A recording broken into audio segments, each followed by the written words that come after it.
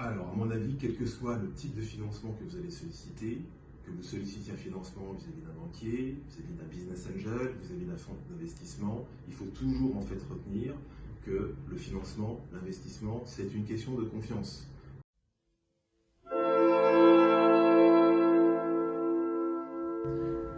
Alors, à mon avis, quel que soit le type de financement que vous allez solliciter, que vous sollicitiez un financement vis-à-vis d'un banquier, vis-à-vis d'un business angel, vis-à-vis d'un fonds d'investissement, il faut toujours en fait retenir que le financement, l'investissement, c'est une question de confiance.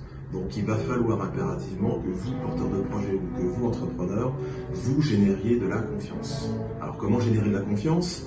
Eh bien par exemple, en fonction de mon expérience, les investisseurs potentiels, les business angels, les fonds d'investissement, ils préfèrent toujours voir en face d'eux une équipe de 2, 3 ou 4 personnes, une équipe cohérente, soudée, avec des compétences complémentaires, plutôt qu'un individu seul. On peut générer également de la confiance vis-à-vis de son interlocuteur, eh bien, en démontrant que vous avez bien compris votre environnement et le marché dans lequel vous êtes ou vous allez effectivement vous situer. On va démontrer, en effet, on va générer de la confiance quand vous allez démontrer à votre interlocuteur, banquier, business angel ou fonds d'investissement, que vous avez bien défini votre cible, que vous connaissez bien vos principaux concurrents, leurs forces, mais également leurs faiblesses, que vous avez bien défini votre proposition de valeur, c'est-à-dire concrètement quel est le problème clairement identifié sur le marché et qui se pose aux principaux clients, eh bien, que votre société va régler. Et puis, il va falloir également lui démontrer, parce que c'est important, que vous avez un modèle économique, c'est-à-dire que vous pouvez, en effet, grâce à votre activité, générer des revenus, du chiffre d'affaires et bien évidemment des bénéfices. Et puis, bien évidemment, c'est un dernier point, il va falloir aussi lui démontrer que vous avez une vision à long terme, c'est-à-dire que vous savez à peu près où votre entreprise doit aller et où elle doit se situer dans 1 an, dans 2 ans, dans 3 ans. Alors, c'est vrai que les principaux points que je viens d'évoquer, en général, on peut les adresser grâce à une étude de marché. Mais c'est pas toujours évident de faire une étude de marché stricto sensu, parce que, disons-le clairement, ça coûte relativement cher. Mais le conseil élémentaire que je peux donner, c'est, avant de lancer une activité, avant de lancer un nouveau service sur le marché, collectez bien un maximum d'informations sur les différents points qu'on vient de donner, et ça va vous permettre certainement de sécuriser vos activités et surtout de générer de la confiance et donc d'optimiser la possibilité que vous aurez de lever des fonds.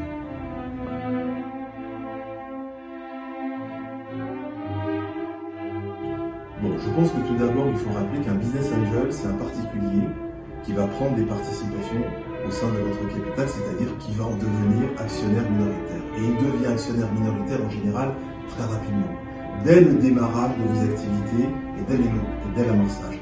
Donc ça, c'est important parce que ça veut dire que vous allez forcément faire un long chemin ensemble.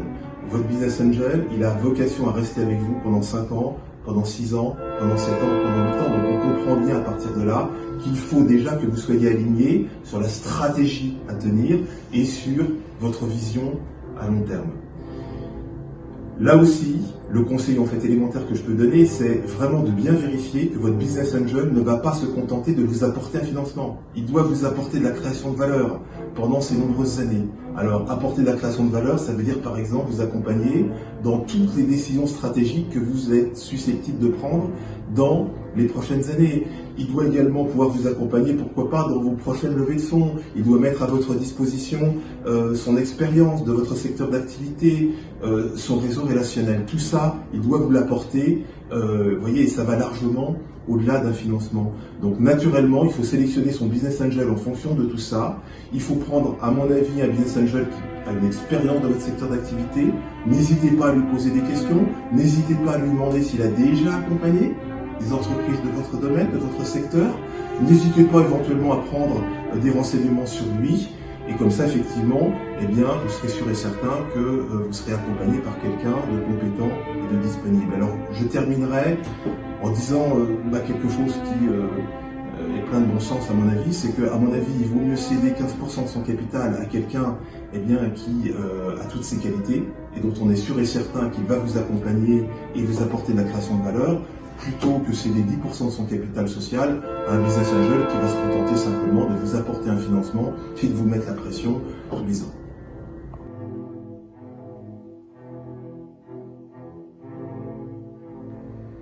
Bon, je pense qu'il faut être lucide. Vous aurez énormément de difficultés, énormément de mal à obtenir un prêt bancaire dès le démarrage de vos activités. Puisqu'en fonction de mon expérience, et bien dans nos pays subsahariens, les banques, pour l'obtention d'un prêt, demandent bien souvent un historique d'au moins 3 ans et une garantie qu'un jeune porteur de projet, bien souvent, ne pourra pas donner. Donc ce sera extrêmement compliqué. Alors au-delà de la difficulté, on peut rappeler bien évidemment que même si vous obtenez un prêt bancaire, vous savez, la seule chose que la banque va vous demander, c'est de rembourser le capital et de payer les intérêts. La banque ne va pas vous accompagner dans votre stratégie, la banque ne va pas vous ouvrir son carnet d'adresses, etc., comme par exemple l'actionnaire minoritaire pourrait le faire. Donc le conseil que j'ai envie de vous donner, eh bien, c'est d'essayer de vous lancer, de démarrer vos activités sans financement extérieur. Je suis tout à fait conscient du fait que c'est beaucoup plus facile à dire qu'à faire, mais essayez de le faire, ça va vous aider. Alors premièrement, ça va vous aider à convaincre un bailleur de fonds potentiel, un investisseur potentiel. Même si vous arrivez à générer un chiffre d'affaires minimaliste dans les premières semaines ou dans les premiers mois, même si vous n'avez que très peu de clients, ça va quand même rassurer un investisseur potentiel dans un avenir plus ou moins proche. Ensuite, le fait de vous lancer et d'avoir un chiffre d'affaires au moins minimaliste, ça va vous permettre justement de tester la cohérence de votre modèle économique sur le terrain, de peut-être mieux appréhender les réactions, les habitudes de consommation de vos clients, de mieux connaître en fait vos principaux concurrents. Et puis, la conclusion, c'est que vous savez, si vous faites un business plan avant de vous lancer, c'est très important, mais ça reste de la théorie. Donc la vérité, elle est sur le terrain. Donc essayez, dans la mesure du possible, de vous lancer sans financement extérieur, justement, au risque de me répéter, pour éventuellement ajuster vos hypothèses, pour mieux connaître vos clients et surtout pour rassurer à terme un investisseur potentiel.